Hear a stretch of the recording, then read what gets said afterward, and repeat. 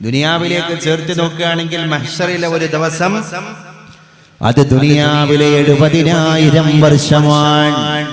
ദുനിയാവിലെ 70,000 വർഷത്തോട് കടപിടിക്കാൻ മഹ്ശറയിലെ ഒറ്റ ദിവസം മതി, ഒറ്റ ദിവസം. എന്നിട്ടാണ് മഹ്ശറയിലേക്ക് ചേർത്തി നോക്കുമ്പോ ഒന്നുമല്ലാത്ത ഒരു 60 കൊല്ലം, ആകെ ആയുസ് ഒരു 50 കൊല്ലം, ആകെ ആയുസ് ഒരു 40 കൊല്ലം. ആ ശുഷ്കമായ കാലഗതികൾക്ക് വേണ്ടിയാണ് നമ്മൾ ഇവിടെ മത്സരിക്കുന്നത്. അതാണ് ചോദിച്ചത്. മധ്യേ ഇങ്ങനെ കാണുന്ന നേരത്ത് മത്സരിക്കുന്നതെന്തിനു നാം വൃഥാ. നമ്മൾ ഇടയിൽ ഇങ്ങനെ കണ്ടുകൊടുക്കുന്നതിൻ്റെ ഇടയിൽ എന്തിനാണ് മനുഷ്യ നമ്മളൊന്ന് മത്സരിക്കുന്നത്? ഒന്ന് സ്വതന്ത്രമായിട്ട് ചിന്തിച്ചൂടെ എന്നർത്ഥം. എന്റെ പ്രിയപ്പെട്ടവരെ, നമ്മൾ ചിന്തിക്കണം. നമുക്ക് എല്ലാവർക്കും അല്ലാഹു തആല ലമ്മത്തുൽ മലായിക വലമ്മത്തു ശൈത്താൻ, ഏതൊരു മനുഷ്യനും ഒരു പിശാചിന്റെ വാസനുണ്ട്, ഒരു മലക്കിന്റെ വാസനുണ്ട്. പിശാചിന്റെ ഇൻഫ്ലുവൻസ്, മലക്കിന്റെ ഇൻഫ്ലുവൻസ്. ലിൽ ഇൻസാനി ലമ്മത്തും മിനൽ മലായിക വലമ്മത്തും മിനശ് ശൈത്താൻ. ഏതൊരു മനുഷ്യനും ഒരു മലക്കിന്റെ സ്മെല്ലുണ്ട്, ഒരു പിശാചിന്റെ സ്മെല്ലുണ്ട്. നമ്മുടെ മലക്കിന്റെ സ്മെല്ല് നമുക്ക് സ്വാധീനം കൂട്ടുമ്പോൾ നമുക്ക് നന്മയിലേക്ക് പെട്ടെന്ന് കയറി ചെല്ലാൻ സാധിക്കുന്നു. നമ്മുടെ പൈശാചികമായ സ്മെല്ല് നമ്മിൽ സ്വാധീനം കൂട്ടുമ്പോ നമ്മൾ നന്മയെ മറക്കുന്നു, നമുക്ക് തിന്മയിലേക്ക് പോകാനുള്ള എല്ലാ സൗകര്യങ്ങളും കിട്ടുന്നു. പരിശുദ്ധ റസൂൽ സ്വല്ലല്ലാഹു അലൈഹി വസല്ലം തങ്ങളുടെ മുമ്പിൽ വന്നിട്ട് ഒരാൾ പറഞ്ഞു, നബിയെ, എനിക്ക് സ്വർഗ്ഗത്തേക്ക് അങ്ങയുടെ കൂടെ പോകണം, അതിന് ഞാൻ എന്തൊക്കെയാണ് ചെയ്യേണ്ടത്? അള്ളാന്റെ റസൂല് പറഞ്ഞു, നീ ചെയ്യണം എന്നില്ല, ഞാൻ പറയുന്ന കാര്യങ്ങൾ ചെയ്യാതിരുന്നാ മതി, എന്റെ കൂടെ സ്വർഗ്ഗത്തിൽ കയറാൻ. അപ്പൊ നമ്മൾ ചിന്തിക്കണം, ഏതൊക്കെയാണ് നബി തങ്ങൾ പറഞ്ഞു കൊടുത്തത്? ഇദാ ഹഫിൽത ഖൽബക മിനൽ ഹസദ്, നിന്റെ ശരീരത്തെ ഹസദിൽ നിന്ന് നീ ഒന്ന് കാത്തു രക്ഷിച്ചു കഴിഞ്ഞാൽ, ഹൃദയത്തെ. ഇദാ ഹഫിൽത ഖൽബക മിനൽ ഹസദ്, ഹസദിൽ നിന്ന് നമ്മുടെ കൽബിനെ നമ്മൾ രക്ഷപ്പെടുത്തുക. ഞാൻ പറയട്ടെ, നമുക്കൊരു തുള്ളി ബ്ലഡ് കൊടുത്തിട്ട് ബീരാഞ്ചിറ അങ്ങാടി പോയിട്ട് ലാബ് ടെക്നീഷ്യന്റെ കയ്യിൽ ആ തുള്ളി ബ്ലഡ് ലാബിൽ കൊണ്ടുപോയി കൊടുത്താല് നമ്മുടെ കൊളസ്ട്രോളിന്റെ അളവ് കിട്ടും, നമ്മുടെ ഷുഗറിന്റെ അളവ് കിട്ടും, നമ്മുടെ പ്രഷറിന്റെ അളവ് കിട്ടും, നമ്മുടെ യൂറിക് ആസിഡിന്റെ അളവ് കിട്ടും, നമ്മുടെ ക്രിയാറ്റിന്റെ അളവ് കിട്ടും. നമ്മുടെ ഹ്യൂമൻ അനാറ്റമിയുടെ എല്ലാ ഡയഗ്നോസും നടത്തിത്തരാൻ ഇന്നത്തെ ലാബ് സംവിധാനങ്ങൾ സജ്ജമാണ്. അതിനകത്താണ് നമ്മൾ കുടികൊള്ളുന്നത്.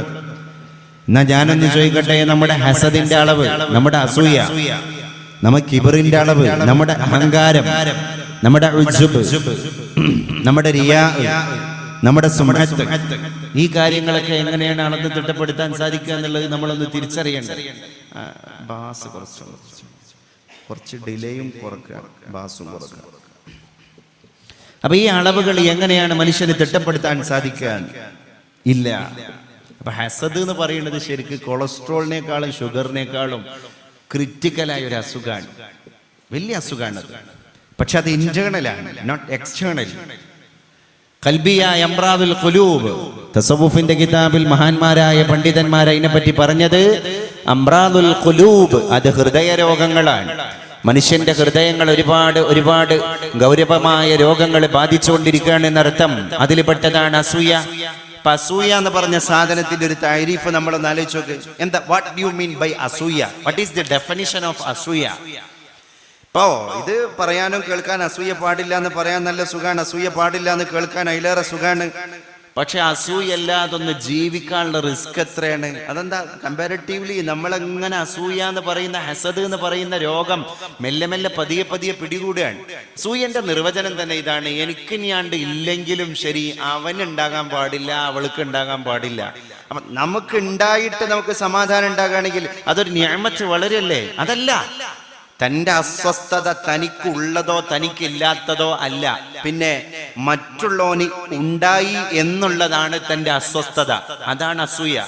അങ്ങനെ ഒരു അസ്വസ്ഥത നമുക്ക് ആർക്കെങ്കിലും വരികയാണെങ്കിൽ അള്ളാഹുവിന്റെ ദീനിന്റെ മജ്‌ലിസാകുന്ന ക്ലിനിക്കിലിട്ടിട്ട്, ആ ക്ലിനിക്കാകുന്ന ലാബിലിട്ടിട്ട് അതിനെ ഡയഗ്നോസ് ചെയ്യുകയും അവിടുന്ന് തന്നെ അതിനെ റെഡ്യൂസ് ചെയ്യാനുള്ള സംവിധാനങ്ങൾ നമ്മൾ കാണുകയും ചെയ്യണം, നിർബന്ധമാണ്. ഇപ്പൊ അതാണ്. ഒരാള് ഒരുത്തങ്ങനെ ദ്വാരക്കാണ്, പഠിച്ചോനെ ഖുർആന്റെ ഖത്തമാക്കി കുതുബിയത്തയച്ച് എല്ലാം കഴിച്ചിട്ടോ അങ്ങനെ കുറെ കാലം ദ്വാരുന്നു, അള്ളാഹുവേ നീ എന്നെ എം എ യൂസുഫ് അലിയെ പോലെ ആക്കണേ. ഇയാള് കുറെ ദ്വാരുന്നു, നോട്ട് എ റിസൾട്ട്, ഒന്നുമില്ല, ഒരു ഫലമില്ല. കാരണം ഒരുപാട് ദ്വാരന്നിട്ട് എം എ യൂസുഫ് അലിയെ പോലെ ആകാൻ കഴിയണില്ല. മാസങ്ങളോളം വെയിറ്റ് ചെയ്തു, റിസൾട്ട് കിട്ടണില്ല. അപ്പൊ ഇയാൾ തിരിച്ചു ദ്വാരക്കാൻ തുടങ്ങി. ഖുർആൻ ഖത്തമ് വേറെ നേർച്ചാക്കി, കുത്തുബിയത്ത് വേറെ നേർച്ചാക്കി. എന്നിട്ട് ശരിക്ക് ഇഖ്ലാസിൽ നല്ല തെക്കുവേലൊക്കെ കണ്ട് ഇരുന്നാണ്ട് ഇയാൾ പിന്നെ ദ്വാരക്കാൻ തുടങ്ങി. പഠിച്ചോനെ, ഞാൻ ഈ നേർച്ചാക്കിയ സാധനങ്ങളുടെ ഹക്ക് ജാഗ് ബർക്കത്ത് കൊണ്ട് നീ എന്നെ എം എ യൂസുഫ് അലിയെ പോലെ ആക്കണില്ലെങ്കിൽ അടുത്തതായിട്ടുള്ള എൻ്റെ ആംബിഷൻ, അള്ളാഹുവേ ദയവ് ചെയ്ത് എം എ യൂസുഫ് അലിയെ എന്നെ പോലെ ആക്കണേ. ദാറ്റ് ഈസ് വാട്ട് ഈസ് അസൂയ. അതിലിപ്പോ നമുക്ക് എന്ത് കിട്ടാൻ, ലോകത്തിന് എന്ത് കിട്ടാൻ? ഇല്ല, ഒന്നും കിട്ടാനില്ല. എന്നാലുണ്ടല്ലോ ഓൻ അതൊക്കെ പോയല്ലോ എന്നുള്ളൊരു സ്വസ്ഥത അല്ലേ, അതിന് സാഡിസം എന്ന് പറയും. മറ്റുള്ളവരെ ആക്രമിക്കണേലും മറ്റുള്ളവരെ ഹേർട്ട് ചെയ്യണേലും അവരെ ഹാമിങ്ങും ഹേർട്ടിങ്ങും ആയിരിക്കുന്ന ആക്ടിവിറ്റീസ് കൊണ്ടുവരുന്നതിലും ഒരു സന്തോഷം പ്രകടിപ്പിക്കുക. ഇത് തന്നെയാണ് ഒരർത്ഥത്തിൽ പറഞ്ഞാൽ അസൂയ. അപ്പോ ആ ഒരു കുശുമ്പും കുറുമ്പും നമ്മുടെ സ്വഭാവത്തിൽ വരും. നമ്മൾ ആരോട് ഇത് ഷെയർ ചെയ്യൂല. സ്വന്തം അസൂയ ഒരാളോട് ഷെയർ ചെയ്യൂല. അത് അസ്വസ്ഥതയിൽ കാണും. എന്താ, രാത്രി ശരിക്കൊന്ന് മലന്ന് കിടന്നിട്ട് ഉറക്കം വരില്ല, അപ്പൊ ചെരിഞ്ഞു കിടന്നിട്ട് ഉറക്കമില്ല. അപ്പൊ എന്തോ ഒരു ശ്വാസത്തിന് ഒരു തിങ്ങല്. അലർജി ഉണ്ടോ? അലർജിന്റെ കുഴപ്പമുണ്ടായിട്ടുള്ള ആസ്തമയാണോ? ഒന്നുമല്ല, ആസ്തമ അല്ലാത്തൊരു ശ്വാസം മുട്ട്. അപ്പൊ എന്താ, അവൻ എന്തോ ഒരു വളർച്ച ഉണ്ടായി, അവനെന്തോ ഒരു പ്രോഗ്രസ് ഉണ്ടായി. അപ്പൊ എനിക്കത് കണ്ടിട്ട് ഒരു പിടുത്തം കിട്ടണില്ല, ഒരു ഗ്രിപ്പ് കിട്ടണില്ല. വേഗം നമ്മൾ ചികിത്സിക്കണം. അസൂയയെ ചികിത്സിക്കാനും കരിച്ചു കളയാനുള്ളത് വിക്റാണ്. ശരിക്ക് ഇപ്പോ LDL കൊളസ്ട്രോൾ നമ്മുടെ ശരീരത്തിൽ കൂടിയെന്ന് അറിഞ്ഞാൽ എത്ര ചെറുപ്പക്കാരെ രാത്രി 3:30 മണിക്ക് അലാറം വെച്ചിട്ട് 3/4 ട്രാക്ക് സ്യൂട്ട് ഇട്ടിട്ട് ഈ വീരാഞ്ചർ അങ്ങാടി കൂടെ ഓടണത് എന്തേ? ഇതൊന്ന് കുറഞ്ഞു കിട്ടാൻ, ഇത് കുറഞ്ഞു കിട്ടാനുള്ള തൃഷ്ണയാണ്. അതിലും വലിയ തൃഷ്ണ നമ്മൾ പ്രകടിപ്പിക്കേണ്ടിയിരിക്കുകയാണ്. പരിശുദ്ധ സഹാബി അല്ലാഹുവിന്റെ റസൂലിനോട് ചോദിക്കാൻ, അങ്ങയുടെ കൂടെ സ്വർഗത്തിൽ കാരണം പരിശുദ്ധ റസൂലേ എന്ന് പറയുമ്പോ ലോകത്തിന്റെ ആചാര്യനായ ഗുരുനാഥൻ കൊടുക്കുന്ന മറുപടി, ഇദാ ഹഫിൽത ഖൽബക മിനൽ ഹസദ്, നിന്റെ ശരീരത്തെ അസൂയയിൽ നിന്നൊന്ന് രക്ഷപ്പെടുത്തി തന്നാൽ എന്റെ കൂടെ സ്വർഗത്തിലേക്ക് കയറാം. അപ്പൊ നമുക്ക് സ്വർഗം കിട്ടാനുള്ള തടസ്സം വരെ ഈ സാധനമാണെങ്കിലോ നമ്മൾ ഒരാളോട് പറഞ്ഞിട്ടില്ല. കൊളസ്ട്രോൾ ഉണ്ടെങ്കിൽ നമ്മൾ പറയും, മരുന്ന് കുടിക്കും, മെഡിസിൻ കഴിക്കും. പക്ഷെ ഇത് നമ്മൾ ഒരാളോട് ഷെയർ ചെയ്തിട്ടില്ല, ഒരാൾ അറിഞ്ഞിട്ടില്ല. ഈ അസ്വസ്ഥത അതാണ് കാരണം. ഇത് അവസാനം മനുഷ്യ ശരീരത്തെ തന്നെ വിറകിനെ കാർന്നു തിന്നുന്നത് പോലെ മനുഷ്യ ശരീരത്തെ തന്നെ അസൂയ എന്ന് പറയുന്ന അസുഖം കാർന്നു തിന്നുന്നതാണ്. അതെല്ലാം നിൽക്കും, ഫിസിക്കലി മാത്രമല്ല, നമ്മുടെ ആത്മീയ ഭാഗങ്ങളെ വരെ അത് ബാധിക്കും എന്നർത്ഥം. പിന്നെ ഈ സഹാബിയോട് നബി തങ്ങൾ രണ്ടാമതായി പറഞ്ഞ കണ്ടീഷൻ, വലിസാനക മിനൽ ഗീബ, നിന്റെ നാവുണ്ടല്ലോ, ആ നാവിനെ ഗീബത്തിൽ നിന്ന് നീ കാത്തു രക്ഷിക്കലാണ് നിനക്ക് എന്റെ കൂടെ സ്വർഗം കിട്ടാനുള്ള രണ്ടാമത്തെ ഉപാധി. ഗീബത്തിൽ നിന്ന് നാവിനെ രക്ഷിക്കുക. അപ്പൊ ഇന്ന് ഞാൻ സ്ട്രെസ് ചെയ്ത് പറയാൻ ആഗ്രഹിക്കുന്ന ഏറ്റവും വലിയൊരു കാര്യമാണത്. എന്ത്, നമ്മൾ എന്തെങ്കിലും പറഞ്ഞിട്ട് രക്ഷപ്പെടണേക്കാൾ ഇനി നമ്മൾ ശ്രദ്ധിക്കേണ്ടത് ഒന്നും പറയാതെ രക്ഷപ്പെടാനാണ്. ഫോർ എക്സാമ്പിൾ, ഇന്നത്തെ വാട്സപ്പ് ഗ്രൂപ്പുകൾ എടുക്കും ചിന്തിക്കേണ്ട. ഒരു വാട്സപ്പ് ഗ്രൂപ്പിൽ 250 മെമ്പേഴ്സ് ഉണ്ടാവും. ആവറേജാ ഞാൻ പറയുന്നത്. ചിലപ്പോൾ എബോ ആകാം, ചിലപ്പോൾ ബിലോ ആവാം. സപ്പോസ് നമ്മളിത് സങ്കല്പിക്കുക. അങ്ങനെ ഒരു ഗ്രൂപ്പിൽ 250 മെമ്പേഴ്സ് ഉണ്ടെങ്കിൽ ഇന്നൊക്കെ നമ്മളെ ചെറുപ്പക്കാർ വാട്സപ്പ് ഗ്രൂപ്പ് ഒന്ന് സ്ക്രോൾ ചെയ്ത് പോയി കഴിഞ്ഞാൽ തന്നെ എവിടെ എത്തൂല, ഗ്രൂപ്പുകൾ തീരൂല. ഈ കണക്കിനാണ് നമ്മുടെയൊക്കെ കയ്യിലിരിക്കുന്ന സ്മാർട്ട് ഫോണിന്റെ ഡിസ്പ്ലേയിൽ ഗ്രൂപ്പുകൾ കിടക്കുന്നത്. ഒരാളെ പറ്റി എന്തോ ഒരു റൂമർ നമ്മൾ കേട്ടു, അത് ശരിയാണോ തെറ്റാണോ എന്ന് നമ്മൾ അറിഞ്ഞില്ല. നമ്മൾ ഉടനെ തന്നെ നമ്മൾ കണ്ട ഗ്രൂപ്പിലേക്ക് അത് പോസ്റ്റ് ചെയ്തു. അപ്പോ അത് പോസ്റ്റ് ചെയ്ത് ഞൊടിയിടയിൽ 250 ആളുടെയും മൊബൈൽ ഫോണിൽ അത് എത്തി. അതിന് ചിലപ്പോൾ ഒരു സെക്കൻഡ് വേണ്ടി വന്നില്ല, ഒരു മില്ലി സെക്കൻഡ് മതിയേക്കാം, ഒരു മൈക്രോ സെക്കൻഡ് മതിയായേക്കാം, അതെത്തി. അപ്പോ ഈ ഗീബത്ത് എന്ന് പറയുന്ന സാധനത്തിന് 3G വെർഷൻ, ഗീബത്തിന്റെ 4G വെർഷൻ, ഗീബത്തിന്റെ 4G പ്ലസ് വെർഷൻ, അതിലാണ് നമ്മളൊക്കെ ജീവിച്ചുകൊണ്ടിരിക്കുന്നത്. എത്ര ഗൗരവമുള്ള വിഷയമാണ്. രണ്ടാമത്തെ മലയാളത്തിൽ തന്നെ ഒരു ചൊല്ലുണ്ട്, മൗനം വിദ്വാനുഭൂഷണം. വേറെ ചൊല്ലുണ്ട്, മൗനം മന്ദനുഭൂഷണം. എങ്ങനെ ആയാലും മൗനാണ് നല്ലത്.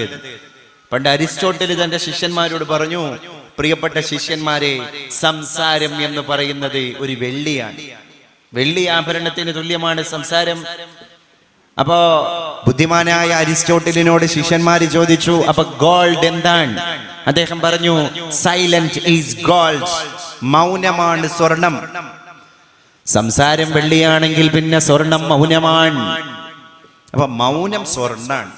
മിണ്ടാതിരുന്ന് കഴിഞ്ഞാൽ ഒന്നുമില്ല. ഇപ്പൊ ഒരു ഗ്രൂപ്പില് അത് പൊളിറ്റിക്സ് ആവാം, അത് ഫാമിലി ഗ്രൂപ്പ് ആവാം, അല്ലെങ്കിൽ ഒരു മഹല്ലിത്തെ ഗ്രൂപ്പ് ആവാം, അല്ലെങ്കിൽ ഓൾഡ് സ്റ്റുഡൻസിന്റെ ഗ്രൂപ്പ് ആവാം, അല്ലെങ്കിൽ ഒരു ബാച്ചിന്റെ ഗ്രൂപ്പ് ആകാം, അല്ലെങ്കിൽ ഒരു നാട്ടിലെ കുറച്ച് ചെറുപ്പക്കാരുടെ ഗ്രൂപ്പ് ആകാം. ഗ്രൂപ്പുകൾക്ക് പഞ്ഞമില്ലാത്ത ഈ കാലത്ത് എന്തെങ്കിലും ഒരു വിവാദമായ പ്രസ്താവന ഒരാൾ ആ ഗ്രൂപ്പിൽ തന്നെ പെട്ട വേറൊരാൾക്കതിരെ തോണ്ടിയിടുകയാണ്, വെറുതെ തോണ്ടിയിടുകയാണ്. അപ്പൊ ഇത് ഗ്രൂപ്പിൽ ഇതിങ്ങനെ വീഴ്ചോണ്ടിരിക്കുന്ന ഒരാൾ ഈ വോയിസ് കേട്ടു. അപ്പോ ഈ അപരാധം പറഞ്ഞവനെതിരെ പിന്നെ ഈ മൂന്നാമനായ വേറൊരാൾ വന്നു. അവനെ പറ്റി പറയാൻ നീ ആരാ, നിന്റെ ഹിസ്റ്ററിക്ക് അപ്പൊ ഞങ്ങൾക്കറിയില്ലേ? ആ ഗ്രൂപ്പ് പബ്ലിക്കായിട്ടാ പറയേണ്ടത്. അപ്പൊ ഇത് എന്താന്ന് വെച്ചാൽ ഇത് ഒരു മജ്ലിസിന്റെ സോഫ്റ്റ് കോപ്പിയാണ് ഒരു വാട്സപ്പ് ഗ്രൂപ്പ്. ഇപ്പൊ ഈ ഇരിക്കുന്നത് ഒരു മജ്ലിസിന്റെ ഹാർഡ് കോപ്പിയാ, ഒരു സഭയുടെ ഹാർഡ് കോപ്പിയാണ് ഈ ഇരിക്കുന്ന നമ്മളൊക്കെ. പക്ഷേ ഇതുപോലൊരു സഭയാണ് വാട്സപ്പ് ഗ്രൂപ്പ് എന്ന് പറയുന്ന ഗ്രൂപ്പ്. ഒരു 250 ആളുള്ള ഒരു സഭയാണ്. ആ സഭയിൽ ആ സഭക്ക് നിരക്കാത്തതെല്ലാം, സഭക്ക് അനുയോജ്യമല്ലാത്തതൊക്കെ അസഭ്യമാണ്, സഭ്യേതരമാണ്. ആ രീതിയിൽ നമ്മൾ ചിന്തിക്കുമ്പോൾ പരിശുദ്ധ റസൂൽ സല്ലല്ലാഹു അലൈഹി വസല്ലം വിശുദ്ധനായ ശിഷ്യനോട് എന്റെ കൂടെ സ്വർഗത്തിൽ കയറാനുള്ള ഉപാധി പറഞ്ഞ രണ്ടാമത്തെ ഉപാധി എന്താണ്? വലിസാനക മിനൽ ഗീബ, ഗീബത്തിൽ നിന്ന് നിന്റെ നാവിനെ രക്ഷപ്പെടുത്തലാണ്. അമ്പ് കൊണ്ടുള്ള ആവരണം കാലത്താൽ നികത്തിടും, കൊമ്പുകൾ കണ്ടിച്ചാലും പ്രതാപം കിളിർത്തിടും. കാട്ടുതീ വന്നാൽ വനം പിന്നെയും തളിർത്തിടും. കേട്ടുകൂടാത്ത നാക്കാം ആയുധം പ്രയോഗിച്ചാൽ ജന്മങ്ങൾക്കകം പൊക്കൂ പുണ്ണായാലതു പിന്നെ. ആരാണ് നമ്മുടെ നായികമാർ? ചിന്തിക്കേണ്ട വിഷയമാണ്. ആരാണ് നമ്മുടെ നായകന്മാർ? ചിന്തിക്കേണ്ട വിഷയമാണ്. നാവിനെ സൂക്ഷിക്കലാണ് നേതൃത്വത്തിന്റെ പ്രധാനമായ ഹേതുകം എന്ന് ഇസ്ലാം. രസിക ശിരോമണിയായ കുഞ്ചൻ നമ്പ്യാര് പണ്ട് പാടിപ്പോയി, അമ്പ് കൊണ്ട് ഒരാള് മറ്റൊരാളുടെ ശരീരത്തിന് മുറിവേൽപ്പിച്ചു കഴിഞ്ഞാൽ, ആന്റിബയോട്ടിക് മെഡിസിൻ ഇട്ട് കഴിഞ്ഞാൽ അത് ഉടനെ തന്നെ നിർവീര്യമാകുന്നതാണ്. ഒരു മരത്തിന്റെ കൊമ്പ് കഠാര ഉപയോഗിച്ച് നമ്മൾ ഹനിച്ചു കഴിഞ്ഞാൽ അടുത്ത വർഷക്കാലം വരുമ്പോ അത് വീണ്ടും തളിർത്ത് പന്തലിക്കുന്നതാണ്. കാട്ടുതീ വന്നാൽ വനം പിന്നെയും തളിർത്തിടും. ഒരു തീ വന്നിട്ട് കാട് മുഴുവൻ നശിപ്പിച്ചു, എന്നാൽ ഒരു മഴക്കാലം വരുന്നതോടുകൂടെ വീണ്ടും അത് പഴയ പച്ചപ്പിലേക്ക് രൂപാന്തരപ്പെടുന്നതാണ്. കേട്ടുകൂടാത്ത വാക്കാം ആയുധം പ്രയോഗിച്ചാൽ ജന്മങ്ങൾക്കകം പൊക്കൂ പുണ്ണായാൽ അതു പിന്നെ. ഒരാൾക്ക് കേൾക്കാൻ പറ്റാത്ത വാക്ക് ഒരുത്തൻ വേറൊരുത്തനെതിരെ പറഞ്ഞു കഴിഞ്ഞാൽ അതിനെ അഡ്ജസ്റ്റ് ചെയ്യാൻ കഴിയൂല. അങ്ങനെ എത്ര കോംപ്രമൈസിങ് സിറ്റിങ്ങിന് മഹല്ല് കമ്മിറ്റിയും ബന്ധപ്പെട്ട ഒരു മസ്ലഹത്ത് ചർച്ചയ്ക്ക് ഇരുന്നാലും ശരി, അത് കുറച്ചു കാലം ഉണ്ടാവും. പിന്നെ ഒരു 5 കൊല്ലം പറയുമ്പം പറയും, 4 അന്ന് 5 കൊല്ലം മുമ്പ് ഇന്നെ പറ്റിയാ പറഞ്ഞ വർത്താനുണ്ടല്ലോ, അത് ജന്മണ്ടെങ്കിൽ മറക്കൂല. ആ കഴിഞ്ഞു. എല്ലാ കോംപ്രമൈസ് ചർച്ചന്റെയും വീര്യം കഴിഞ്ഞല്ലോ അതോടുകൂടെ. എന്താ? കേട്ടുകൂടാത്ത വാക്കാമായുധം. ജിറാഹത്തുസ്സിനാനി ലഹൽതിആമു വലാ യൽതഹാമു മാ ജറഹൽ ലിസാനു. ആയുധം കൊണ്ട് വെട്ടിക്കഴിഞ്ഞാൽ ഉടനെ തന്നെ അത് ശമനത്തിലേക്ക് കടന്നു പോകുന്നതാണ്. പക്ഷേ ഒരു മനുഷ്യന്റെ നാവ് കൊണ്ട് ഒരാൾക്ക് മുറിവേൽപ്പിച്ചു കഴിഞ്ഞാൽ ഒരിക്കലും അത് ശമിക്കുകയില്ല. അതിങ്ങനെ ഇടക്കിടക്ക് തേട്ടിക്കൊണ്ടേയിരിക്കും. മൂന്നാമത്തെ ഉപാധി, പരിശുദ്ധ നബിയുടെ കൂടെ സ്വർഗത്തിലേക്ക് കയറാൻ, വഅൈനൈക മിനൽ ഹറാം, ഹറാമിൽ നിന്ന് കണ്ണിനെ സൂക്ഷിക്കലാണ്. ഇപ്പൊ എല്ലായിടത്തും നബി തങ്ങൾ പറഞ്ഞത് അസൂയ പാടില്ല, ചെയ്യാതിരിക്കുക, ഗീബത്ത് പറയാതിരിക്കുക, ഹറാമിലേക്ക് നോക്കാതിരിക്കുക. അപ്പൊ നന്മ നോക്കണം, നല്ലത് പറയണം, നല്ലത് ചിന്തിക്കണം എന്ന് പറയുന്നതിനപ്പുറം ഇത്തഖിൽ മഹാരിം, ഹറാമായവ ചെയ്യാതിരിക്കണം എന്നാ പറഞ്ഞത്. അപ്പൊ ചെയ്യാതിരിക്കലാണ് സ്വർഗത്തേക്ക് പോകാനുള്ള ഏറ്റവും വലിയ വഴി എന്നർത്ഥം. ഒരു ഗ്രൂപ്പിൽ ഞാൻ പറഞ്ഞ അതാണ്, ആ ഗ്രൂപ്പിൽ ഇപ്പൊ ഞാൻ എന്തെങ്കിലും ഒരു മസ്ലഹത്തിന് വേണ്ടി പറഞ്ഞാൽ തന്നെ ചിലപ്പോൾ വിവാദമാവുമെന്ന് കണ്ടാൽ നമ്മൾ മിണ്ടാതിരുന്ന് കഴിഞ്ഞാൽ ആരും പിണക്കാൻ പോയിട്ടില്ല, എവിടേക്കും കാര്യങ്ങൾ എത്തിയിട്ടില്ല, അപ്പൊ അതൊരു ചർച്ചയാവൂല. അപ്പൊ 100 വട്ടം ഒരു വാക്ക് ഉച്ചരിക്കുന്നതിന്റെ മുമ്പ് ചിന്തിക്കേണ്ട കാലഘട്ടത്തിലാണ് നമ്മളിപ്പോ ജീവിച്ചുകൊണ്ടിരിക്കുന്നത്. ഇതൊക്കെ കഴിഞ്ഞിട്ട് നബി തങ്ങൾ പറഞ്ഞു, ഇങ്ങനെ നീ ജീവിച്ചാൽ ദഖൽത മഈ ഫിൽ ജന്ന, നീ എൻ്റെ കൂടെ സ്വർഗത്തിലേക്ക് കടന്നു വരുന്നതാണ്. അപ്പൊ നമ്മള് ചെറിയ വാക്ക് പോലും അള്ളാഹു സൂക്ഷ്മമായി കാണുന്നുണ്ട്. നമ്മള് പ്രത്യക്ഷത്തിൽ നമുക്ക് ബോധ്യപ്പെടുന്നതാണ്. ഇന്ന റബ്ബക ലബിൽ മിർസാദ് എന്നൊരു ഖുർആന്റെ ആയത്തുണ്ടല്ലോ, നിന്റെ റബ്ബ് നിരീക്ഷണ കേന്ദ്രത്തിലാണ്. ആ വാക്ക് മതിയല്ലോ. നമ്മളിപ്പോ ഒരു ഹോസ്പിറ്റലിലേക്ക് കയറുകയാണ്, ഒരു ഷോറൂമിലേക്ക് കയറുകയാണ്, ഒരു ഷോപ്പിംഗ് മാളിലേക്ക് കയറുകയാണ്, you are under CCTV surveillance എന്നുള്ള ബോർഡ് കാണുമ്പോൾ നമ്മളെ ഫ്രണ്ടിനോട് നമ്മൾ അടക്കം പറഞ്ഞിട്ടുണ്ട്, ബി കെയർ, ശ്രദ്ധിച്ചോ. മാനേജർ റൂമിലുള്ള മേശപ്പുറത്തെ ബിഗ് സ്ക്രീനിൽ നമ്മളെ മൂവ്മെന്റ് കാണുന്നുണ്ട്, ദാ you are under CCTV surveillance. അത് കാണുമ്പോൾ നമ്മളെ കുട്ടികൾക്ക് ഉണ്ടാകുന്ന ഒരു ജാഗ്രത, നല്ല കെയറിങ് ആണ്. സംസാരത്തിൽ കെയറിയും ആക്ടിവിറ്റീസ് കെയറിയും എല്ലാ കാര്യങ്ങളും ശ്രദ്ധിക്കും. എന്നാൽ ഈ CCTV ഒക്കെ കണ്ടെത്തപ്പെടുന്നതിന്റെ 14 മുമ്പ് നമ്മൾ പാരായണം ചെയ്തുകൊണ്ടിരിക്കുന്ന വേദഗ്രന്ഥം ഖുർആൻ നമ്മളോട് പറയാൻ, ഇന്ന റബ്ബക ലബിൽ മിർസാദ്, നിന്റെ തമ്പുരാൻ നിരീക്ഷണ കേന്ദ്രത്തിലാണ്. വമാ യൽഫിളു മിൻ ഖൗലിൻ ഇല്ലാ ലദൈഹി റഖീബുൻ അതീദ്, ഒരു വാക്ക് പോലും നീ ഉച്ചരിക്കുന്നില്ല, റഖീബ് അതീതമാരത് റെക്കോർഡ് ചെയ്തിട്ടല്ലാതെ. എല്ലാം സൂക്ഷ്മമായി എഴുതപ്പെടുകയാണ്, എല്ലാം സൂക്ഷ്മമായി റെക്കോർഡ് ചെയ്യപ്പെടുകയാണ്. ഈ വിചാരം ശരിക്കും നമ്മളെ കൽബിന്റെ ഉള്ളിലേക്ക് ഇറങ്ങി തിരിച്ചു കഴിഞ്ഞാൽ ഞാൻ എന്ത് പറയണം, അത് പബ്ലിക് ആവട്ടെ, അത് പ്രൈവറ്റ് ആകട്ടെ, പ്രത്യക്ഷാവട്ടെ, പരോക്ഷാകട്ടെ, നമ്മുടെ വാക്കിന് നമ്മൾ സൂക്ഷിക്കും, നമ്മുടെ നോക്കിന് അതിലേറെ സൂക്ഷിക്കും. ഇന്ന് നമ്മൾ ഏറ്റവും കൂടുതൽ ഭയപ്പെടേണ്ടതും മാന്യതയോടുകൂടെ കൈകാര്യം ചെയ്യേണ്ടതും നമ്മുടെ പൊതു മേഖലയല്ല, നമ്മുടെ സ്വകാര്യതയാണ്. അതുകൊണ്ടാണല്ലോ നബി തങ്ങൾ ദുആ ചെയ്യാൻ പറഞ്ഞത്, അല്ലാഹുമ്മ ജഅൽ സരീറതനാ ഖൈറൻ മിൻ അലാനിയതിനാ വജഅൽ അലാനിയതനാ സ്വാലിഹാ. അല്ലാഹുവേ, രഹസ്യമായി ഞങ്ങൾ ചെയ്യുന്ന പ്രവർത്തനങ്ങൾ പരസ്യമായി ഞങ്ങൾ ചെയ്യുന്ന പ്രവർത്തനങ്ങളെക്കാൾ ഉത്തമമാക്കണേ തമ്പുരാനേ. പരസ്യമായിട്ട് ചെയ്യുന്ന പ്രവർത്തനം നമ്മളുടെയൊക്കെ ഉത്തമം തന്നെ കാരണം ഒരു പബ്ലിക്കിലേക്ക് നമ്മൾ ഇറങ്ങിത്തിരിക്കുമ്പോൾ നമ്മളെ ഡ്രസ് കോഡ് നമ്മൾ ശ്രദ്ധിക്കും, പെർഫ്യൂം നമ്മൾ ഉപയോഗിക്കും, ബ്യൂട്ടി ടിപ്സ് നമ്മൾ ഉപയോഗിക്കും, പ്രയോഗിക്കുന്ന ഭാഷ നമ്മൾ ശ്രദ്ധിക്കും, നമ്മുടെ നോട്ടം നമ്മൾ ശ്രദ്ധിക്കും, നമ്മുടെ ഭാവം നമ്മൾ ശ്രദ്ധിക്കും, നമ്മുടെ ബോഡി ലാംഗ്വേജ് ശരീരഭാഷ തന്നെ നമ്മൾ ശ്രദ്ധിക്കും. പക്ഷേ എന്നെ ശ്രദ്ധിക്കാൻ കുറെ ആൾക്കാരുണ്ട് എന്നത് കൊണ്ടാണ് നമ്മൾ അതൊക്കെ ശ്രദ്ധിക്കുന്നത്. എന്നെ ശ്രദ്ധിക്കാൻ ആരുമില്ല എന്ന നമുക്ക് തോന്നലുണ്ടാക്കുന്ന ഒരു ഇടം നമ്മുടെ ജീവിതത്തിൽ പല മേഖലയിലുണ്ട്.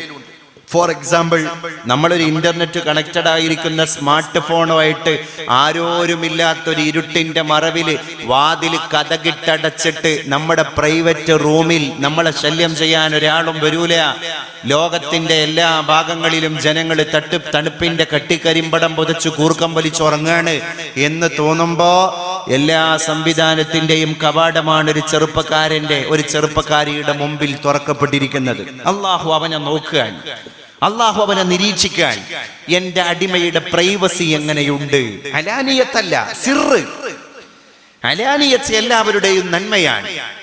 അവിടെയാണ് നബി തങ്ങൾ അന്ന് ദുആ ചെയ്യാൻ നമ്മളെ ചെറുപ്പക്കാരോട് പറഞ്ഞത്, അല്ലാഹുമ്മ ജഅൽ സരീറതനാ, ആരും ശ്രദ്ധിക്കാനില്ലാതെ ഒറ്റക്കിരിക്കുമ്പോ ഞങ്ങൾ ചെയ്യുന്ന ഞങ്ങളുടെ സ്വകാര്യതയെ നീ ആക്കണേ തമ്പുരാനെ.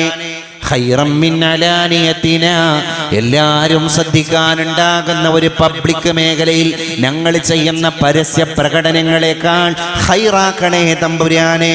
എന്നിട്ട് പറയാൻ, വജ്അൽ അലാനിയതനാ സ്വാലിഹാ, ഞങ്ങൾ പരസ്യമായി ചെയ്യുന്ന പ്രവർത്തനങ്ങളെ നീ ഉത്തമമാക്കുകയും ചെയ്യണേ തമ്പുരാനെ. ഇത് പറയുന്ന ഈ ദുആ സ്വീകരിക്കപ്പെട്ട അടിമ എവിടെ പേക്കാനാണ്? അല്ലെങ്കിൽ നമ്മൾ റബ്ബിന്റെ അടുക്കുന്ന ഗ്യാരണ്ടി വാങ്ങി വരാൻ ഒരു ദിവസം തുടങ്ങണ എങ്ങനെയാണ്? അല്ലാഹുമ്മ ജഅൽ സ്വബാഹനാ ഹാദാ സ്വബാഹ സ്വാലിഹീൻ, എൻ്റെ ഇന്നത്തെ പ്രഭാതം സ്വാലിഹീങ്ങളുടെ പ്രഭാതാക്ക് റബ്ബേ. സുബൈ നിസ്കരിച്ച ദുആ ആണ്. വഅൽസിനതനാ അൽസിനതദ്ദാകിരീൻ. ഈ അവയവത്തിലേക്ക് വന്നു. എൻ്റെ നാവ് ദിക്ർ ചൊല്ലുന്നവരുടെ നാവാകണേ.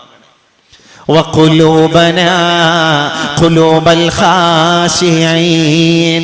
ഹൃദയം. ലോക ഹൃദയ ദിനം ഇപ്പൊ കഴിഞ്ഞുപോയി. കഴിഞ്ഞ ആഴ്ച ഞാൻ എൻ്റെ മുഷ്ടി ഇങ്ങനെ ഒന്ന് ചുരുട്ടിപ്പിടിച്ചു കഴിഞ്ഞാൽ എൻ്റെ മുഷ്ടിയുടെ വലിപ്പം എത്രയാണോ അതേ വലിപ്പമാണ് എൻ്റെ ഹൃദയത്തിന്.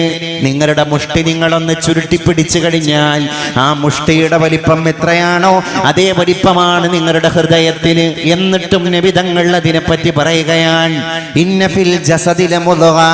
നിങ്ങളുടെയൊക്കെ ശരീരത്തിൽ ചവച്ചരക്കാൻ പാകത്തിലുള്ള ഇത്ര വലിപ്പമുള്ള ഒരു മാംസപിണ്ഡമുണ്ട്. ഇതാ സലഹത്.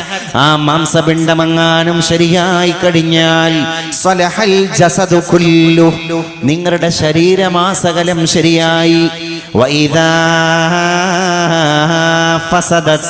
ആ മാംസപിണ്ഡമെങ്ങാനും മോശമായി കഴിഞ്ഞാൽ ഫസദൽ ജസദു കുല്ലു. നിങ്ങളുടെ ശരീരം മുഴുവൻ മോശമായി. അലാ, നിങ്ങൾ അറിയണം, വഹിയൽ ഖൽബ്. അതാണ് ഹൃദയം. അല്ലാഹു തആല ഈ ഖൽബിന് കൊടുത്ത പേര് നോക്കുങ്ങൾ. ഖൽബ്, ഖൽബ്, ഹൃദയം. അപ്പൊ ഖലബ എന്ന വാക്കിന്റെ അർത്ഥം എന്താണ്? മറിഞ്ഞു. ആ ഖലബ എന്നുള്ള അറബി വാക്കെന്നാണല്ലോ ഇൻഖിലാബ് എന്നുള്ള അറബി സ്റ്റേറ്റ്മെന്റ് വന്നതും പിൽക്കാലത്ത് അതൊരു മുദ്രാവാക്യമായതും. ഇൻഖലബ, ഇൻഖലബൽ ഹാൽ. ഹാല് മാറി, ഉള്ള അവസ്ഥ പോയി വേറെ അവസ്ഥ വരട്ടെ എന്നാണ് ഇൻഖിലാബ് എന്ന അറബി വാക്കിന്റെ അർത്ഥം. അപ്പൊ ഖലബ, മറിഞ്ഞു. ഖൽബ്, മാറി മറിയുന്ന പ്രതിഭാസം. നമ്മുടെ ഹൃദയത്തിന് അല്ലാഹു തആല കൊടുത്ത പേരെന്നെ നോക്കി നിങ്ങൾ. എന്താ, ഒരു മജ്ലിസുൽ ഇൽമിൽ നമ്മളിങ്ങനെ കൂടി മരണത്തെ പറ്റി ചർച്ച ചെയ്യുമ്പോൾ ഇങ്ങനൊന്നും ആയാ പോരാ. അല്ലാഹു തആല നമ്മളെ ഖബറിലേക്ക് വിളിക്കും, സിറാത്തിലേക്ക് വിളിക്കും, ഹിസാബിലേക്ക് വിളിക്കും എന്നുള്ള കാര്യം ചർച്ച ചെയ്യുമ്പോൾ നമുക്ക് നല്ല ബോധമാണ്. പിന്നെ ഒരു അമ്യൂസിങ്, ഒരു ആസ്വാദന മികവിന്റെ വേറെന്തെങ്കിലും കാര്യങ്ങളെ പറ്റി ചർച്ച ചെയ്യുന്ന സമയത്ത് നമ്മുടെ ബോധം മുഴുവൻ അസ്തമിക്കാൻ, പിന്നെ മൈൻഡ് അതിലേക്ക് ഇങ്ങനെ ആകർഷിക്കപ്പെടുകയാണ്. എന്താ? ഖൽബ്, ഖൽബ്. അവിടെയാണ് സുബഹിക്ക് തന്നെ ദുആ ചെയ്യുന്നത്. വഖുലൂബനാ ഖുലൂബൽ ഖാശിഈൻ. അല്ലാഹുവേ, ഞങ്ങളുടെ ഹൃദയത്തെ ഭയപ്പെടുന്നവരുടെ ഹൃദയമാക്കണേ തമ്പുരാനെ. വഅബ്ദാനനാ അബ്ദാനൽ മുത്തഖീൻ. ഞങ്ങളുടെ ശരീരത്തെ തഖ്വയുള്ള അബ്ദാനൽ മുത്ഈൻ, നിന്നെ അനുസരിക്കുന്നവരുടെ ശരീരമാക്കണേ അല്ലാഹ്. വഅഅമാലനാ അഅമാലൽ മുത്തഖീൻ. ഞങ്ങളുടെ പ്രവർത്തനങ്ങളെ തഖ്വയുള്ളവരുടെ പ്രവർത്തനങ്ങളാക്കി തരികയും ചെയ്യണേ തമ്പുരാനെ. ഇങ്ങനെ നമ്മൾ മെല്ലെ മെല്ലെ അള്ളാഹുവിലേക്ക് അടുക്കുകയാണ്. അപ്പൊ ദിക്ർ ചൊല്ലുക, പച്ചയായ ദിക്ർ ചൊല്ലി നാവൊന്ന് പച്ചയാകട്ടെ. നമ്മൾക്ക് എപ്പോഴും നമ്മുടെ ഖൽബ് ഇദാ അമില സയ്യിബി അമലിൻ സയ്യിഅത്തിൻ, ഒരു ദോഷം അല്ലാഹു തആലയുടെ അടിമ ചെയ്തു കഴിഞ്ഞാൽ അല്ലാഹു തആല ഒരു നുക്തത്തുൻ സൗദാ ഫീ ജൗഫിഹി, അവന്റെ ഉള്ളിൽ, അവന്റെ ഹൃദയത്തിൽ ഒരു ഡോട്ട്, ഒരു കറുത്ത പുള്ളിയിടാൻ. നല്ലൊരു വൈറ്റ് പേപ്പർ എടുത്തിട്ട് ആ വൈറ്റ് പേപ്പറിലേക്ക് നമ്മളൊരു പേനോണ്ട് ഇങ്ങനെ പുള്ളിയിട്ടു, വീണ്ടും ഒരു പുള്ളിയിട്ടു, വീണ്ടും ഒരു പുള്ളിയിട്ടു. ചെറിയ ചെറിയ ചെറിയ തെറ്റുകൾ വ്യാപകമായി ചെയ്ത് ഈ ഡോട്ട് ഡോട്ട് ഡോട്ട് ഈ പുള്ളികൾ ഇങ്ങനെ വ്യാപിച്ച് അവസാനം വൈറ്റ് പേപ്പറിന്റെ വൈറ്റ് കാണാതായി. പിന്നെ പുള്ളി മാത്രമേ ഉള്ളൂ. അവന്റെ ഹൃദയത്തിൽ ഇരുട്ട് കയറിയതാണ്. ആ ഇരുട്ട് കയറിയ ഹൃദയത്തിൽ പിന്നെ വെളിച്ചം കാണൂല എന്നർത്ഥം. അപ്പോഴാണ് വലിയ ആൾക്കാർ ഉപദേശിക്കുന്ന സമയത്ത് അവരോടൊന്ന് മോട്ട് കാണിക്കാൻ തോന്നുന്നത്. വലിയ ആളുകളുടെ ഉപദേശം ദഹിക്കാതെ പോകുന്നത്, അതിന്റെ ഡൈജഷൻ ഫങ്ഷൻസ് ഒന്നും നടക്കൂല. കാരണം ഹൃദയത്തിലേക്ക് അത്യാവശ്യം നിഫാഖ് കയറിപ്പോയിട്ടുണ്ട് എന്നർത്ഥം. എന്താ? എല്ലാ കാര്യങ്ങൾക്കും ഒരു പരിശുദ്ധിയുണ്ട്. ഏത് കാര്യങ്ങൾക്കും ആ കാര്യങ്ങളുടെ പരിശുദ്ധിയുണ്ട്. അപ്പൊ ഞാൻ തലക്കടത്ത് ഒരു ഭാഗത്ത് കൂടെ ഒരു പരിപാടിക്ക് വേണ്ടി പോകുന്ന സമയത്താണ് ഒരു ജീപ്പിൽ KRM ജീപ്പ് 964 ഇറങ്ങിയ ഒരു ജീപ്പ് ഉണ്ടല്ലോ. ആ ജീപ്പില് അതിന്റെ സൈഡെല്ലാം നല്ല ഈന്തും പട്ടോണ്ട് മറച്ചിട്ട് മുന്നിൽ പുതിയാപ്പള്ളി ഇരുത്തിയിട്ട് ഒരു കൗമിങ്ങനെ പോകുന്നുണ്ട്. അന്വേഷിച്ച് നോക്കിയപ്പോൾ പറഞ്ഞു വണ്ടിയൊക്കെ ബ്ലോക്കാണ്, നമ്മൾ പരിപാടിക്ക് പോവാണ്, കാറൊക്കെ ബ്ലോക്കാണ്. അന്വേഷിച്ചപ്പോൾ പറഞ്ഞു അത് ചെറുപ്പക്കാർ പുതിയാപ്പിള പോവാണെന്ന് പറഞ്ഞു. For example. അപ്പൊ എന്താ, ഒരു പഴയ ജീപ്പ്. അപ്പൊ വെറൈറ്റിയാണ് ഒന്ന്. മഞ്ചേരിയിൽ ഇതുപോലെ ഗുണ്ടാണ് പൊട്ടിച്ചത്, ഗർഭം കലക്കി ഗുണ്ട്. അപ്പൊ ഇവന്റെ സ്വന്തം ഇന്റിമേറ്റ് ഫ്രണ്ട്സ് പണി കൊടുത്തതാന്നാ പറഞ്ഞത്. അപ്പൊ അന്ന് മണിയറ കൂടിയ പുതിയാപ്പളുടെ കയ്യിലിരിപ്പ് മോശാവൂല, അല്ലെങ്കിൽ അമ്മാതിരി ഗുണ്ട് ഇപ്പൊ അവിടെ പൊട്ടൂലല്ലോ. അത് നമ്മൾ ചിന്തിക്കണം. അപ്പൊ ഗുണ്ട് പൊട്ടാണ്ട് രാത്രി 11:30 മണിക്കാണ് സിറ്റ് ഔട്ടിലെ ടൈല് പൊട്ടിപ്പോയി. ഇതിന്റെ ശക്തി കൊണ്ട് ആ പെരയില് പിന്നെ സ്ത്രീകളുണ്ട്, കുഞ്ഞു മക്കളുണ്ട്. ചെറിയ മക്കൾ നിലവിളിച്ച് കരഞ്ഞു. പുതിയാപ്പളുടെ വാപ്പ പുറത്തേക്കാണ്ട് ഇറങ്ങിയിട്ട് പറഞ്ഞു, ആരായാലും എന്ത് ഇന്റിമേറ്റ് ഫ്രണ്ട്സ് ആണെങ്കിലും ശരി, എന്ത് ഫ്രണ്ട്ഷിപ്പ് ആണെങ്കിലും ശരി, കേസ് കൊടുത്തിട്ടേ കാര്യമുള്ളൂ. കേസ് കൊടുത്തു. പോലീസ് FIR രജിസ്റ്റർ ചെയ്തു. ഈ ക്രിമിനൽസിനെ പിടിക്കാൻ വേണ്ടി പോലീസ് വന്ന സമയത്ത് ആദ്യം ബാപ്പാന്റെ മുമ്പിൽ ജാമ്യം നിൽക്കാൻ വരുന്നത് സ്വന്തം ബാപ്പാന്റെ മകനാണ്. ബാപ്പേ, അത് വേണ്ട, എന്റെ സുഹൃത്തുക്കളാണ്, എന്റെ സുഹൃത്തുക്കൾ ആരാന്നുള്ളത് ഞാനൊന്ന് തിരിച്ചറിയട്ടെ എന്ന് പറഞ്ഞു. അവസാനം കോടതിയുടെ പരിഗണനയിലാണ് ആ ചെറുപ്പക്കാരുടെ കാര്യം കിടക്കുന്നത്. മഞ്ചേരിയിലെ CI പറഞ്ഞു, ആദ്യം മാപ്പിള മഹല്ലുകളോട് അന്യമതസ്ഥനായി എനിക്ക് പറയാനുള്ളത്, നിങ്ങളെ കുട്ടികളൊന്ന് നിലക്ക് നിർത്തി തരീ, നിങ്ങളെ കല്യാണം ഒന്ന് മാന്യായിട്ട് നടത്തി തരീന്ന്. ഇതിനെന്ത് മറുപടി നമ്മൾ പറയാം? ഞാൻ ചോദിക്കട്ടെ. പ്രായത്തിന്റെ ഊഷ്മളതയാണ്, ചോരത്തളപ്പാണ്, ചടുലതയാണ്, ഒക്കെ ശരിയാണ്, ഒക്കെ ശരിയാണ്. 2 ജന്മങ്ങൾ കൂടിച്ചേരുന്നൊരു സദസ്സല്ലേ. തിരൂരൊരു കല്യാണത്തിന് പോയ ആളുകൾ അനുഭവം പറയാണ്, നിക്കാഹ് ഇങ്ങനെ നടക്കാൻ നിൽക്കുക. അപ്പം ഖബിൽതു റളീതു എന്ന് പറയാൻ വേണ്ടി ഇങ്ങനെ കൈ കൊടുത്ത് നിൽക്കുകയാണ്. ഉസ്താദ് സീഗ ചൊല്ലി കൊടുക്കാൻ നിൽക്കുകയാണ്. ആ നേരത്തെ ഒരു പൊട്ട്. അപ്പൊ ഇത് ചൈനീസ് നിർമ്മിതമായ സ്പ്രേ ആണ്. ഈ സ്പ്രേ മുകളിലേക്ക് ഇങ്ങോട്ട് പോയിട്ട് പിന്നെ താഴേക്ക് വീഴൽ മുഴുവൻ ഒരു തരം പദനൊരകളാണ്. എന്നിട്ടോ പള്ളിക്കല ഉസ്താദൊക്കെ ഉണ്ട്, അരേന്ന് ടവലെടുത്തിട്ട് തലയെ കെട്ടുമ്പോൾ ഈ പദം ഇങ്ങനെ തുറക്കണം. ഒരു കൗമിന്റെ കഥയാണ്.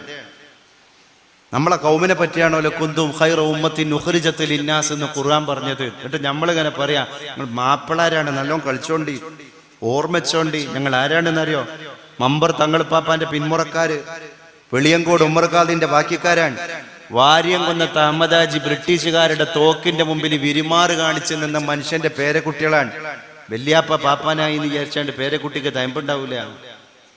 അത് നമ്മൾ മനസ്സിലാക്കണം. എല്ലായിടത്തും ഈ പരിവർത്തനങ്ങൾ കടന്നു വന്നു. 2 ജന്മങ്ങൾ ഒരു പന്തലിലേക്ക് കൂടിച്ചേരുന്നത് എത്ര തബറുക്കാൻ. ഖബിൽതു എന്ന് പറയുന്ന വാക്ക് നോട്ട് എ സ്റ്റേറ്റ്മെന്റ്, അതൊരു വാക്കല്ലല്ലോ. പിന്നെ അങ്ങയുടെ മകളെ ഞാൻ സ്വന്താക്കി എന്ന് പറയുമ്പോ ഈ ഉമ്മീൻ താലോലിച്ച് കൊണ്ട് നടന്ന ഈ 18കാരിയായ പെൺകുട്ടിക്ക് മുമ്പിൽ ഉപ്പക്ക് ഔറത്തുണ്ട്, ഉമ്മക്ക് ഔറത്തുണ്ട്. ഇവളെ മുട്ടുപൊക്കിളിന്റെ ഇടയിലുള്ള സ്ഥലം മാതാപിതാക്കൾക്ക് ഔറത്താണ്, ബ്രദർക്ക് ഔറത്താണ്, സിസ്റ്ററിന് ഔറത്താണ്. പക്ഷേ ഇവളുമായിട്ട് ബ്ലഡ് റിലേഷൻഷിപ്പ് പോലും ഇല്ലാത്ത ഏതോ നാട്ടിൽ കിടക്കണ മുറച്ചെറുക്കനെ കൊണ്ടുവന്നിട്ട് ഖബിൽതു എന്ന് ഇവൻ പറയുന്നതോടുകൂടെ വാപ്പാക്ക് ഔറത്തുണ്ടെങ്കിലും ഉമ്മാക്ക് ഔറത്തുണ്ടെങ്കിലും ശരി, ഇനി ഇവന്റെയും ഇവരുടെയും ഇടയിൽ ഔറത്തില്ല. ഈ ബന്ധത്തിന്റെ ശക്തി എത്രയാ! പിന്നെ ഇവരെ പറ്റി ഖുർആൻ പറയുന്നത്, ഹുന്ന ലിബാസുൽ ലക്കും, ഭർത്താക്കന്മാരെ നിങ്ങളുടെ ഭാര്യ നിങ്ങളുടെ വസ്ത്രമാണ്. വഅൻതും ലിബാസുൽ ലഹുന്ന, ഭാര്യന്മാരെ ഭർത്താക്കന്മാരെ നിങ്ങൾ അവരുടെയും വസ്ത്രം, അവർ നിങ്ങളുടെയും വസ്ത്രം. ഈ വസ്ത്രപ്രയോഗം, ഞാൻ ഈ വസ്ത്രം ധരിക്കണം എന്തിനാ? എന്നെ പുറത്തേക്ക് കുറച്ച് ഭംഗിയായിട്ട് എന്റെ ശരീരത്തിന്റെ ഗോപ്യമാക്കി വെക്കേണ്ടതിനെ ഗോപ്യമാക്കി വെക്കുന്നു എന്റെ വസ്ത്രം. അപ്പൊ എന്റെ വസ്ത്രത്തിന്റെ അകംഭാഗം എന്റെ ശരീരം മുഴുവൻ കാണാൻ, എന്നിട്ടും എന്റെ വസ്ത്രത്തിന്റെ പുറംഭാഗം അതൊന്നും കാണിക്കാതെ എന്നെ മനോഹരമായി പുറത്തേക്ക് ചിത്രീകരിക്കാൻ ഒരു ഭാര്യയുടെ റോൾ അതാണ്. എന്ത്? ഭർത്താവിന്റെ ന്യൂനതൊന്നും ആരോടും ഷെയർ ചെയ്യാതെ അത് ഉള്ളുകൊണ്ട് അറിഞ്ഞിട്ട് ഭർത്താവിന്റെ ഭംഗി, ഭർത്താവിന്റെ സൽസ്വഭാവം മാത്രം പുറത്തേക്ക് പ്രകടിപ്പിക്കുക. ലിബാസ്, ഒരു വസ്ത്രം ചെയ്യും പോലെ. ഒരു ബാപ്പള ചെയ്യേണ്ട പണി ഭാര്യന്റെ കുറ്റും കുറവും വേറുള്ളവരോട് പോയി പറഞ്ഞടക്കാതെ അത് ഉള്ളിൽ ഒതുക്കുക. എന്നിട്ടോ എന്റെ സഹധർമ്മിണി എനിക്ക് വെച്ചുണ്ടാക്കി തരുന്നോളാണ്. ഓൾ അന്യ പെണ്ണാണെന്ന് തോന്നുകയാണെങ്കിൽ ഒറ്റ ചിന്ത, എനിക്ക് മക്കളെ തന്നത് അവളല്ലേ. അപ്പൊ ഒന്നുകൂടി ചിന്തിക്ക, അപ്പൊ അവൾ എന്റെ മക്കളമ്മല്ലേ, എന്റെ മക്കളമ്മല്ലേ എന്ന് ചിന്തിച്ചാല് പിന്നെ അടിക്കാൻ ഈ കയ്യാണ്ട് പൊങ്ങൂല. ഇസ്ലാമി സൈക്കോളജി ഒക്കെ പറഞ്ഞു തന്ന് ഇതിന്റെ കെട്ടും മട്ടും പഠിപ്പിച്ചെന്ന് ഇതിന്റെ കെമിസ്ട്രി നമ്മളെ ബോധ്യപ്പെടുത്തി തരിക. എന്നിട്ട് ഒരു ഭാഗത്ത് നമ്മൾ ഗുണ്ട് പൊട്ടിച്ച, ഇങ്ങനൊരു ബന്ധം ഉണ്ടാക്കണതിന്റെ മാതൃക, ഇതിന്റെ മര്യാദ പുറത്തൂര് ഭാഗത്തുണ്ടായത് എന്താ? പുറത്തൂര് ഭാഗത്തുണ്ടായത് പുതിയാപ്പിള ഇങ്ങനെ സദസ്സ് കണ്ട് ഇറങ്ങി, പുതിയാപ്പിളുടെ പെരയിൽ ഒരു ടവ്വലിട്ടുകാണ്ട് ദ്വാരന്ന് ഇറങ്ങാൻ നിൽക്കുന്ന സമയത്ത് ഇവന്റെ കൂടെയുള്ള ആൾക്കാർ ഈ പണി കൊടുക്കണതിനൊക്കെ ഒരു പരിധിയില്ലേ? നല്ല A4 ഷീറ്റിൽ ഇവന്റെ മുൻകാല ഹിസ്റ്ററി മുഴുവൻ പ്രിന്റ് ചെയ്ത് കണ്ട് സദസ്സിൽ മുഴുവൻ വിതരണം ചെയ്തു. അതാ ഞാൻ പറഞ്ഞേ, ഒരു വെറൈറ്റിക്കൊക്കെ ഒരു പരിധിയില്ലേ? എന്തെങ്കിലും ചെയ്യാം. അപ്പൊ ചെയ്യുന്നതിനെല്ലാം ഒരു ആകർഷണീയതയുണ്ട് എന്നൊരു കോൺഫിഡന്റ്, ഒരു തോന്നല് ചെറുപ്പക്കാർക്കിടയിൽ ഉണ്ടാകുക. അത് ഇരിക്കാനുള്ള ഒരു മനോഭാവം ഉണ്ടാകുക, ഒരു മോട്ട് കാണിക്കൽ സ്വഭാവം ഉണ്ടാകുക. ഇത് നായപ്പെടാ എന്ന് പറഞ്ഞതിന്റെ തെളിവാണ്. അള്ളാഹു നമ്മുടെ ഉമ്മത്തിനെ കാത്ത് രക്ഷിക്കുമാറാകട്ടെ.